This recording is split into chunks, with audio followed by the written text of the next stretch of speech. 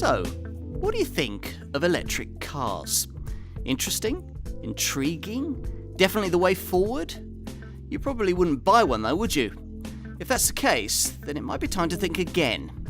In this A3 Sportback e-tron plug-in hybrid model, Audi has redefined what an electric car can be, mixing pokey petrol power with real-world battery range and frugality. The brand has won Le Mans with its e-tron technology, and it's going to win a lot of followers if this car can deliver on its promises.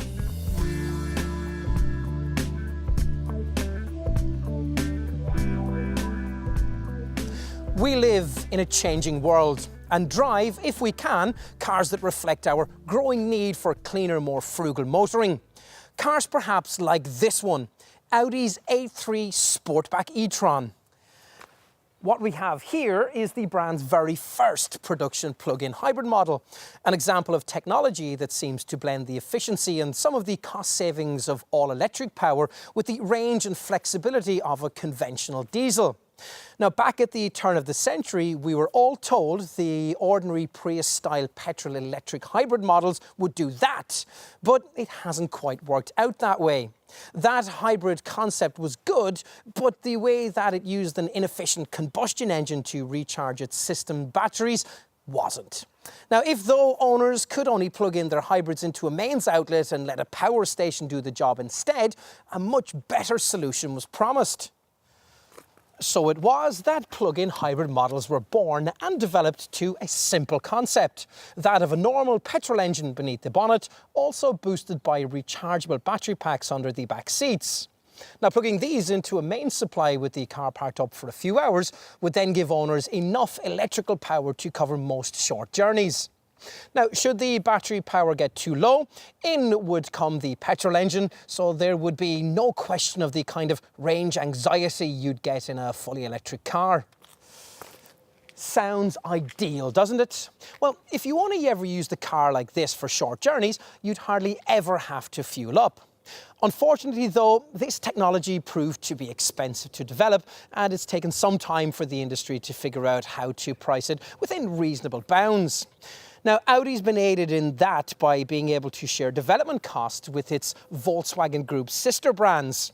Hence the way that, with the aid of a government grant, the company can offer this car for not much more than the cost of a comparably sized, well-specified diesel automatic model from the same segment. And the Ingolstadt maker claims that buyers comparing this car to something conventionally fueling from the black pump will find it to be twice as frugal and twice as clean. It's quite a prospect. Time to put this car to the test.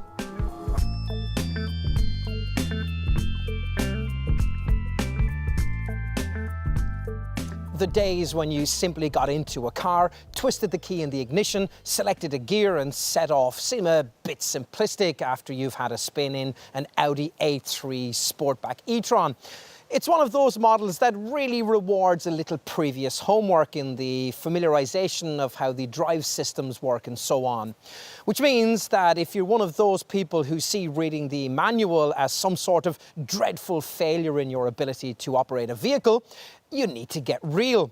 Cars like this one are sophisticated electronic devices, and understanding exactly what you're dealing with will pay dividends.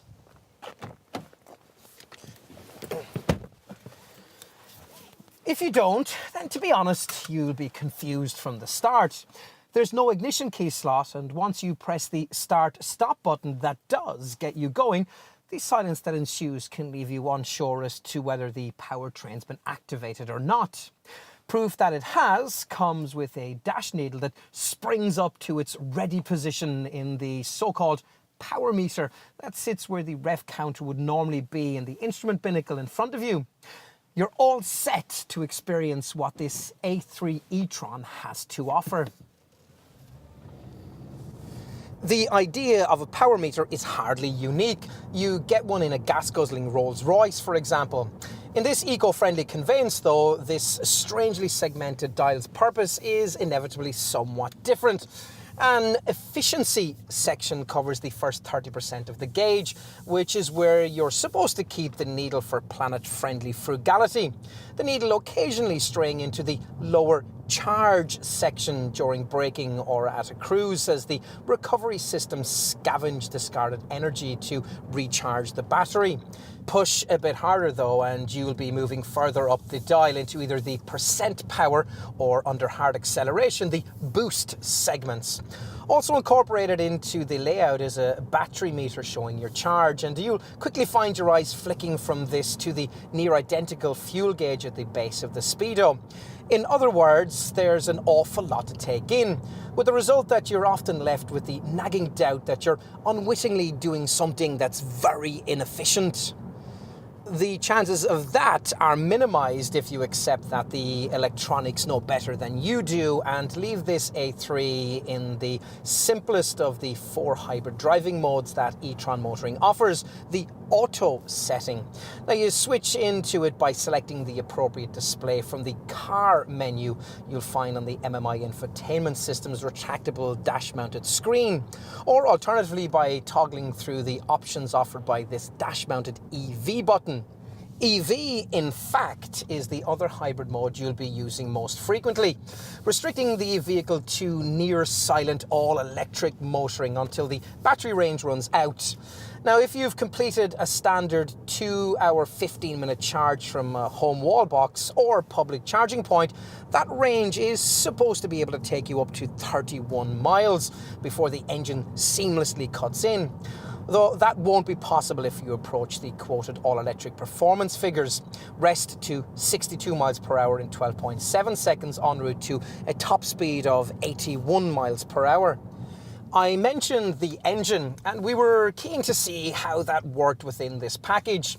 Now, in every other kind of hybrid we've driven, the setup seems to default to conventional combustion power at every opportunity. Here, though, the opposite is true. This Audi rather endearingly tries its hardest to use the charge from its 8.8 kilowatt per hour lithium-ion battery as often as it possibly can, and preserve it whenever possible with an effective brake energy recuperation system. It can even use its engine to top the battery cells up on the move if you select the hybrid charge option, and it's able, if requested, to conserve their charge until the inner city driving you might have to do at the end of a journey, providing you select the hybrid hold mode. It's all reasonably well-established technology, and you might have read of being able to get similar functionality from the kind of range extender models this plug-in hybrid Audi competes with, cars like Vauxhall's Ampera and, more pertinently, BMW's i3.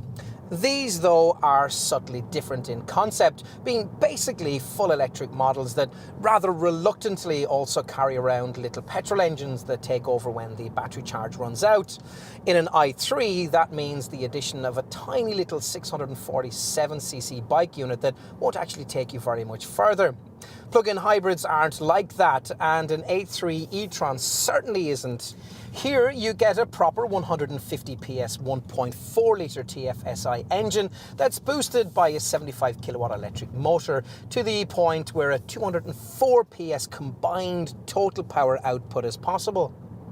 That's enough if you're really pushing on with petrol power to dispatch the rest to 62 mile per hour sprint in just 7.6 seconds on the way to 137 miles per hour, which is slightly quicker than a standard 2-litre TDI A3 model and not far from the kind of performance you'd get from the sort of Audi S3 Sportback hot hatch variant that would cost much the same sort of money as this.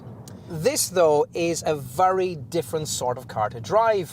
Inevitably so, given that it's front, not four-wheel driven, and must lug around a considerable amount of extra plug-in hybrid punch. Audi claims that this additional weight is masked by the instant battery response and the better 55-45% front-to-rear weight distribution the e-tron mechanical layout enables. There's some truth in this, but it must also be said that you really feel all that extra bulk when pitching the car into a bend. Try that, and there's none of the alert response you'd enjoy, not only in an S3, but also in any conventional petrol or diesel A3 model. No, not even if you select the dynamic setting on the standard drive select system, which here seems able to do little more than affect the weight of the rather inert electric power steering. It certainly can't be configured to affect the ride, for adaptive damping isn't an option on an e-tron, which rides instead on softly configured springs, custom made to cope with its extra weight. You don't really feel very much in charge of the cog swapping process either. All A3 e-tron models must have a dual clutch 6-speed S-tronic auto transmission, which you'll be pleased to find has proper ratios, unlike the thrashy belt-driven CVT setup that you'd find in a comparable Toyota Prius. Unfortunately, even if you switch the S-tronic box into its sport setting, it's rather reluctant to downchange aggressively if you enter a corner. Nor can the steering wheel paddles override the process, since their function has been changed and now instead allow controls of regenerative braking. So it's not a car for enthusiasts. But then, what frugally minded model is? In any case, the thing that detracts from this Audi dynamically are also arguably the characteristics that make it such a great eco car. In such a vehicle, you want light steering with an absorbent ride, and you need a gearbox continually looking to default to low revs and high efficiency if you're cruising around town, trying to get the best economy figures. You even get a lovely linear response from the brakes, one thankfully lacking the horrible grabby feeling common to most regenerative braking systems. There are all sorts of advantages to the way the e-tron drives out on the open road too. On the motorway, the suspension copes well with the expansion joints and the odd bump over a cat's eye. Plus, refinement at speed is excellent. Yes, even when the engine cuts in. In short, you need to accept this A3 for what it is, not pick holes in what it isn't. Then just settle back and enjoy a supremely comfortable, rapid and astonishingly efficient means of everyday transport. I've even been playing with the hybrid drive modes and switching between the EV and charge settings, driving the car on electric power in town and then aggressively charging the batteries when the petrol engine is switched on. It does, you see, seem a shame not to drive this Audi as much as possible on electric power. That is, after all, when it seems most special.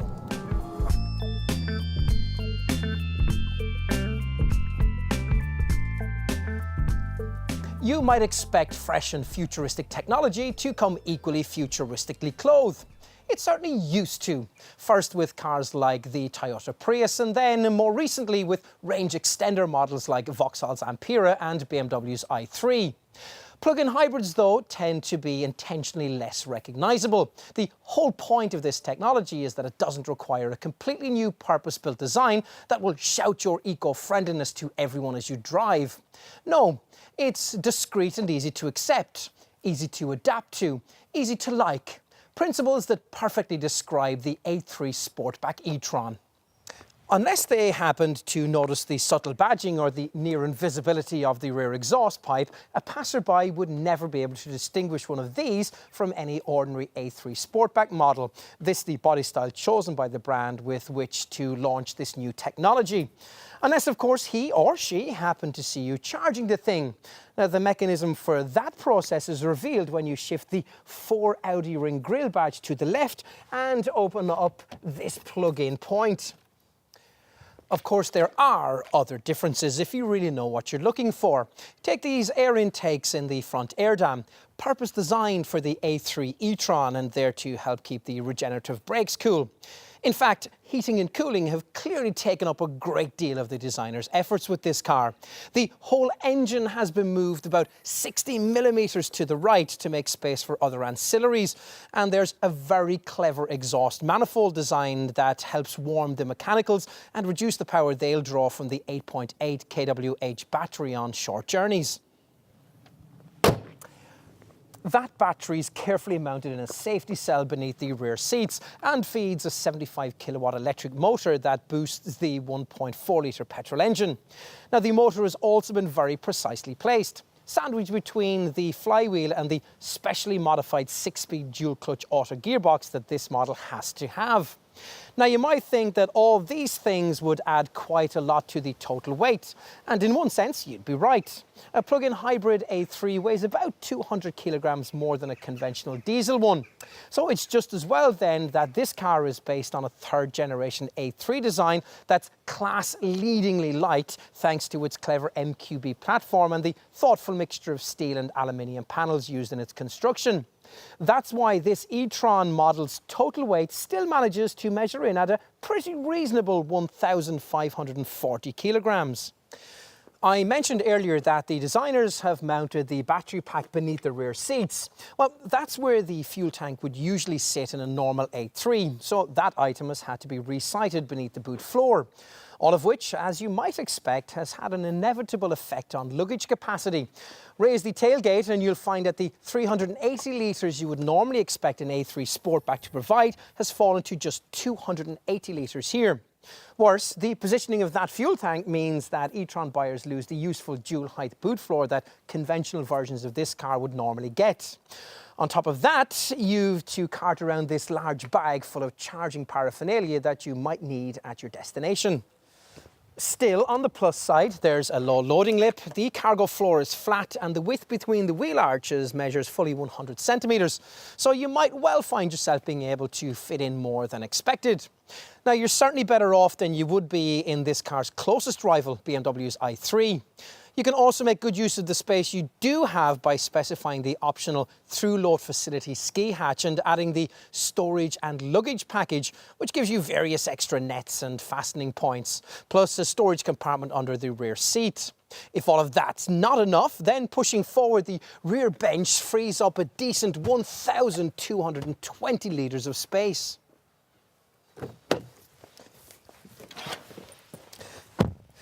At least e-tron buyers have no compromises to accept when it comes to rear seat passenger space, which is identical to that you'd find in any other A3. Even a 6-footer sat behind an equally lanky driver will have plenty of leg and headroom. You won't really want to be transporting more than a couple of such folk though. True, this rear bench can just about accommodate 3 adults, but the prominent centre transmission tunnel will severely restrict any middle seat occupants above school age, which, to be fair, is the case with just about every car in this class. Up front, you have an interior that'll be familiar fare to anybody who speaks fluent Audi design language, and as usual with A3s, it's a cabin that wouldn't disgrace a car costing twice this one's price. Everything clear, classy and easily accessible. As with the exterior, there's very little to set this e-tron model apart from any other A3. Indeed, at first glance, the only changes are found in some discreet badging and this EV button, which is rather a stretch away towards the passenger side of the dashboard. I think it should have been sited down here by the S-Tronic Auto gear stick. You use it to toggle through the 4 different driving modes: all-electric EV, hybrid charge to charge the batteries as you drive, hybrid hold to keep the battery charged until you need it, and hybrid auto if you simply want to leave the system to do its own thing. You can also access these modes via the MMI Navigation Plus display, a 7-inch colour electrically retracting screen that glides out of the dash and prevents all but the most vital controls from cluttering up the minimalist dashboard. It delivers one of the most useful and informative energy flow monitors that we've seen on this kind of car. Plus the large round dial by the gear stick you'll use to access all the system's main functions also doubles as a touchpad upon which you can trace commands with your finger. Now, distinctive cabin touches include these 4 air vents designed to look like miniature jet engines and made up of no fewer than 30 individual parts, including bright metal outer rings that are shaped for perfect grip. Also shaped for perfect grip is the 3-spoke leather-trimmed multifunction steering wheel, through which e-tron owners can glimpse what is perhaps the cabin's most significant change. The instrument panel is styled in the usual wing-like profile, but within it, instead of the usual rev counter, there's what the brand calls a power meter, with its charge, efficiency, percentage power and boost bands, plus a battery charge readout. And if you miss having a rev counter, you can select a virtual version of the same thing in the 3.5-inch colour display that divides the two main dashboard dials and can also deliver all manner of driving information.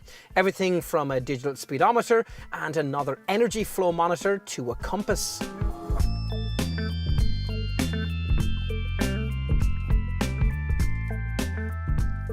So, do the sums for plug-in hybrid motoring finally add up?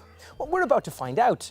And thanks to the generous government grant that reduces the upfront asking price of all full electric and plug-in hybrid models by £5,000, Audi is able to sell this A3 Sportback e-tron for around £30,000.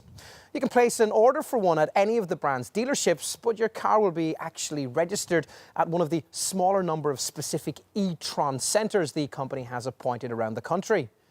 This A3 only comes in just one mechanical spec with one 5-door body style and a single well-equipped trim level.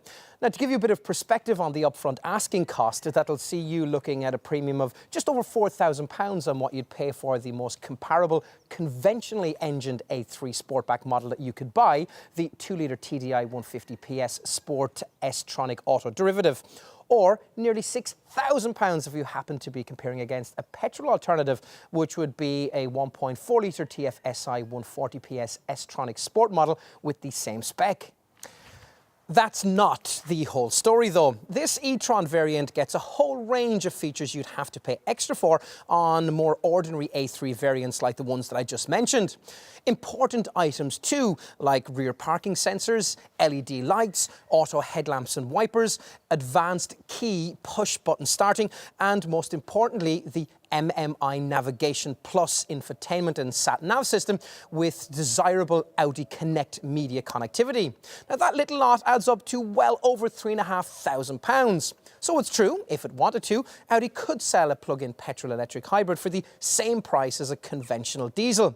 At last, this technology is moving within reach and becoming increasingly difficult for people like business buyers to ignore, and that's thanks to the tax breaks that come included. So, why wouldn't you? Well, unfortunately for Audi, it seems at first glance that there are lots of ways to answer this question. For a start, this car uses exactly the same mechanical plug-in hybrid setup as its Volkswagen Group cousin, the VW Golf GTE. Same engine, same battery system, and the same performance and efficiency figures. The Golf, though, will cost you almost as much to buy as this Audi once you've paid extra for the optional navigation system that almost all customers will want and equalise out the spec. Once you've done that, then also consider this Ingolstadt model's likely higher residual values. Now, you'll probably think it's a slam dunk for Audi. But your options aren't finished yet, for of course there are other family hatch-shaped petrol-electric plug-in hybrids you could consider. Now they will, though, probably be equally easy for potential A3 e-tron buyers to dismiss. Take Toyota's Prius plug-in, the first such car to make the market and one that offers an £1,800 upfront price saving over this Sportback. But then with 35% less power, slightly higher running costs and inferior build quality, it should be less expensive than this Audi. Not a tempting prospect. Nor, to be honest, is Volvo's clumsily named V60 D6 AWD plug-in hybrid, a car that lies at the other end of the scale when it comes to comparably sized plug-in hybrid models. This contender certainly doesn't want for power, with 285 PS on tap and the advantage of four-wheel drive. The problem is, though, that it's nearly £15,000 more expensive than this A3. You wouldn't, would you? In fact, an SUV would probably make more sense. You might be surprised to learn that you can actually get one of these with plug-in hybrid technology for slightly less than A3 e-tron money in the form of Mitsubishi's Outlander PHEV. But that Outlander isn't quite as clean and frugal and would be significantly slower and clunkier to drive. No, for a closer comparison to this A3 e-tron, we think your search would have to be broadened to consider what are called range extender electric models, essentially full electric cars that also cart around a little petrol engine to keep their owners going when the batteries run out. Now, the most obvious one of these to look at in comparison to this Audi is BMW's similarly priced i3 REX model. Now, the downside with the futuristic-looking i3, though, is that its range extender unit is a tiny, noisy 647cc bike engine rather than the proper 1.4-litre car power plant you get in this e-tron. A range-extended i3 doesn't actually have much range either, just 186 miles, about a third of what you'd get in this A3.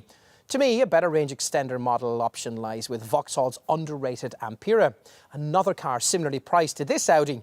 Even there, though, you'd have to accept a range reduction of nearly 50% over that which this sportback model can manage. Are you beginning to see why the Ingolstadt brand is so confident about this e-tron's prospects? Add up all the pros and cons, and as I've said, it does on paper seem to deliver more than the other plug-in hybrid and range extender alternatives can offer. And the only other similarly sized eco-minded types of car you might conceivably consider, less pricey though they are, wouldn't give you this e-tron's flexibility. Let's take, for example, a battery-only powered full electric model in this class. Say a Mercedes B-Class electric drive at a £3,000 saving over this car, a Volkswagen e-Golf or a full electric BMW i3, both at a saving of around £4,000, or a Nissan Leaf at a saving of around £6,500. All these limit you to real-world range between charges of only just over 100 miles at best, so they'd be useless for longer trips. There are no such limitations with the final two categories of car you could consider. Before coming to this Audi, you might have considered an ordinary non-plug-in hybrid, say a Toyota Prius at a saving of around £8,000, or a Ford Mondeo hybrid at a saving of around £5,000, or indeed an eco version of a conventional diesel family hatch, say a Volkswagen Golf Blue Motion TDI 110 at a saving of around £8,000. But none of these alternatives could even approach this A3 e-tron's tax break subsidised low running costs, or its cheap, silent electric-only short journey capability. None of these contenders just mentioned are anything like as well equipped as this model either. If, having considered all of this, you conclude that it is an A3 Sportback e-tron that you really want, then you're going to need to know just how generous Audi has been with the standard spec. And the answer is that, as I've already indicated, this car comes very well equipped indeed. As well as the features I mentioned earlier that the brand has chosen to build into e-tron spec, plus of course the various charging leads you'll need for the plug-in hybrid system, you also get everything included in the company's standard mid-range sport trim level. Though, to be fair, these items are more the kind of things you'd expect for this kind of money.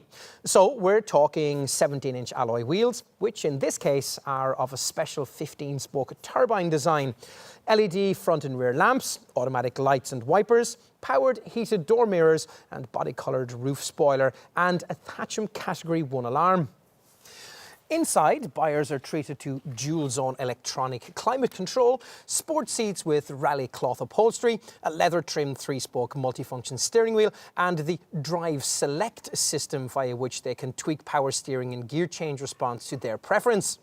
There's also a 7-inch extending slimline colour display from which they can control an 8-speaker DAB stereo system, add Bluetooth connectivity, and deal with all the functionality of the MMI Navigation Plus and Audi Connect media systems we mentioned earlier.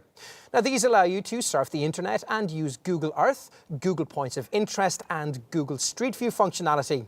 Plus, you'll be able to get online traffic information and web radio.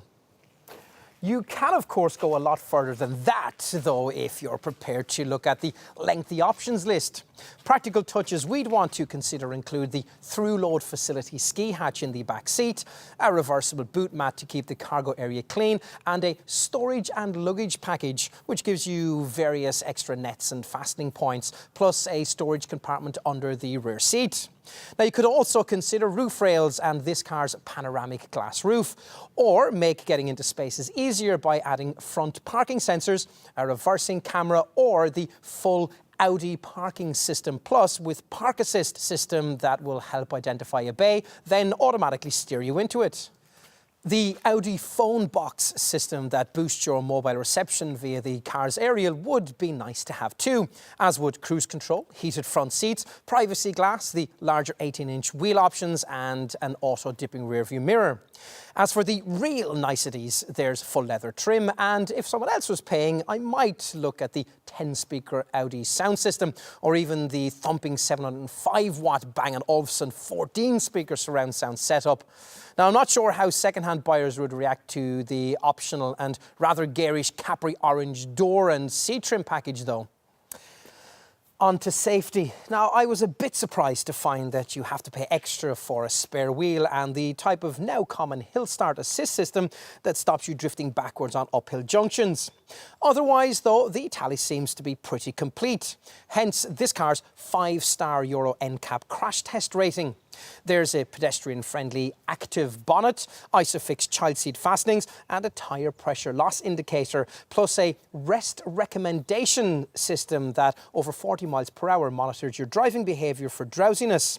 There are also twin front, side and curtain airbags, plus a driver's knee bag. Rear side bags, well, they're optional. Onto the electronic stuff. Well, you get the usual electronic assistance for braking, ESC stability control and an EDL electronic differential lock that helps start off on surfaces with varying levels of grip. Say if you're pulling away and one side of the car is on wet leaves, for example. Now, there's also a clever secondary collision brake assist feature that, after an accident, automatically brakes the car to avoid further collisions.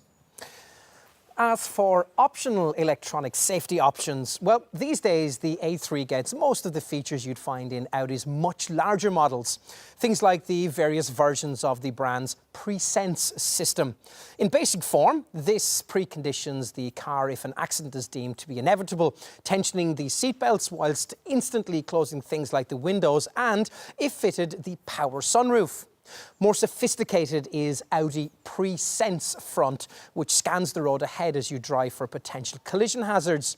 If one is detected, you'll be warned, and if you don't respond or aren't able to, the system will automatically brake the car to reduce the severity of any resulting accident, actually braking fully at urban speeds of below 18 miles per hour. You get the Pre-Sense Front package included in the deal if you opt for the adaptive cruise control with stop and go setup that uses the same radar to regulate your distance to the car ahead at highway speeds. It can even bring you to a halt and start you off again autonomously if you come across a traffic jam.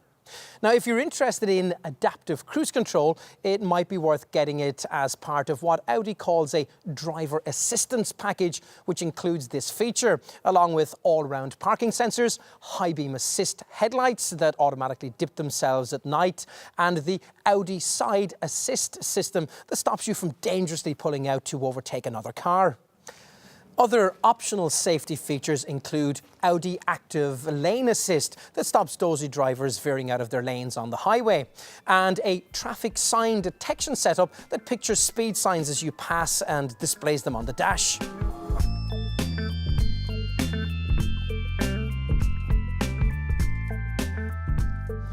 Okay, so first, the headlines. Audi claims an unlikely sounding 176.6 miles per gallon combined cycle fuel figure for this car, along with a squeaky clean 37 grams per kilometre of CO2.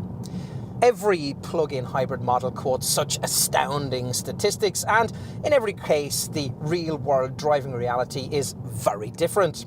Still, it's hardly Audi's fault that, rather unforgivably, the NEDC, New European Driving Cycle Testing Procedure, still hasn't got its head around how to evaluate the efficiency of plug-in hybrid cars.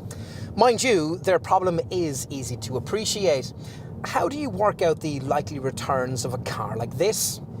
To explain the difficulty, let's take two wildly divergent scenarios.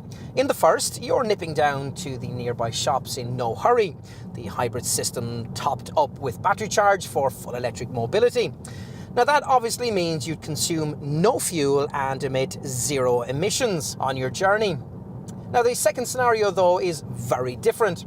Here, you've exhausted the electric-only range. This car has given you, quoted by Audi, at 31 miles, but in my experience, more like 25. Now you're very late for an appointment or maybe for the school run, and you've a long section of empty cross-country motoring to complete to catch up the time. Now in that situation, pushing the petrol engine to its maximum, you might be lucky to see 30 miles per gallon. What it all boils down to is that your actual returns with this A3Etron will end up pitching themselves somewhere between these two extremes, and will be heavily influenced by your lifestyle and the way you drive the car. Obviously, if your motoring life is mainly made up of the kind of short journeys that can here be completed in all-electric silence, one of these would be perfect and you'll be a virtual stranger at your local filling station. If though, like many business buyers, you spend your life covering long distances on major roads and motorways, a comparable A3 2-litre TDI diesel might ultimately prove to be cleaner and more frugal. Now, for comparison, Audi quotes that TDI models as being able to deliver 62.8 miles per gallon on the combined cycle and 116 grams per kilometre of CO2 in equivalent S-tronic auto form. For us, though, the e-tron's technology benefits are still compelling. In ordinary motoring, if you leave the hybrid system in its hybrid auto mode, where it decides how best to manage its power, you should get in excess of 60 miles per gallon on a regular basis. Now that's assuming you keep the instrument cluster's power meter in its most frugal efficiency zone. Now, you won't be able to do that all of the time if you're venturing further afield, but even here, to be fair, this hybrid A3 can make a relatively frugal driving partner with a potential combined electric and petrol range of 584 miles, around 3 times what you'd get from the range extender version of BMW's i3, the car most reckon is this Audi's biggest competitor. Now that's thanks to a fuel tank in this A3 that's nearly 5 times bigger than that of a BMW rival. If you've a long trip that'll end in a large town or city, then you can do even better by using the hybrid system in its clever hybrid hold mode. And that'll conserve the car's electricity charge until you activate it at your journey's end. There's also a hybrid charge option that can use the petrol engine to proactively recharge the hybrid system's electrical elements as you drive, though the extra fuel you tend to use doing this tends to cancel out the battery benefits. Now, the battery is also charged as you move by brake energy recuperation, which recycles energy you'd otherwise lose when braking or cruising. Now, other efficiency aids include low rolling resistance tyres and the efficiency setting you can choose on the Drive Select vehicle dynamic system, which restricts the steering and transmission systems to their most efficient mode of operation. The extent to which you can charge this car up from the mains is also obviously going to make quite a difference to your overall running costs. Doing so inevitably takes a lot less time than it would in a comparable full electric car, say a Nissan Leaf or a Volkswagen e-Golf, as the batteries of a plug-in hybrid car like this one are much smaller. Now, powering this Audi up from a domestic socket would take about 4 hours, but most owners will want to install the wall box in their garages that the brand provides through British Gas. Now, if you use this, or indeed plug into one of the many public charging points springing up around the country, you can reduce the charging time from empty to just 2 hours and 15 minutes. Now, these times, incidentally, are significantly quicker than those required by a rival BMW i3. Now, to use a public charging point, you'll need to get yourself a swipe card from your local council, which may or may not include the parking fee and the electricity you'll be using. Back at home, the price of that electricity will also, of course, be another influencing cost factor. Plug the car in at the grill socket, you'll get the choice of either immediate charging or, better, a timer-controlled charging setup. Now, you can monitor the timer or even activate it using a downloadable smartphone e-tron app that also allows you to preset the climate control to reach a certain temperature at a predetermined point. Now, what this will mean is that in extreme temperatures, you won't have to draw heavily from the battery in warming or indeed cooling the car once you start off. You'll obviously want to use the charge timer to juice up this car at off-peak rates. And if you're the kind of eco-friendly buyer that Audi thinks will be drawn to this car, you might also favour a supplier with energy created from renewable sources. Either way, the Ingolstadt brand reckons you ought to look at their e-tron partner, AudiA3Etron. Now switch to AudiA3Etron for your home supply and you'll also get 1,000 miles worth of free electricity as a sign-up incentive. There are other win-win scenarios for e-tron motoring too if your comparison is with diesel power. It won't have escaped your notice that petrol's cheaper to buy or that plug-in hybrids don't have to pay inner-city congestion charges. Then there's the tax. Those unlikely sounding official fuel and CO2 figures I quoted at the beginning may be pie in the sky, but the important thing is that the government believe them. Now, which is why, as you probably already know, hybrids attract a much lower benefit in kind company car tax rating than diesels. Just 5% in this case, which will see a 40% taxpayer having to fork out less than £60 a month. Plus, you won't be having to find anything at all for your annual road fund licence. What else? Well, there's reasonably affordable insurance, rated at Group 29E, and residual values ought to stack up extremely well. Independent experts Cap Monitor reckon that after taking into account the government subsidy on the purchase price, owners should get 40% of what they originally paid back after 3 years and or 60,000 miles. The same organisation rates this car as class-leadingly operational at just 29.78 pence per mile over the same period, again with the subsidy taken into account. Now that's fractionally better than the rival BMW i3. Not quite so impressive is the 3-year 60,000 mile warranty, though this can be extended at extra cost to either 4 or 5 years. Now the battery, it should be said, is covered by its own separate 8-year warranty. Service intervals are 9,000 miles apart and maintenance costs can be kept in check by choosing an optional fixed price servicing plan that can cover you for between 3 and 5 years. Major servicing, it should be pointed out, can only be undertaken at one of the relatively few e-tron approved Audi centres that the brand has placed near bigger towns and cities around the country. Now, if you live far from one of these, your car will be transported there for you and a courtesy vehicle provided.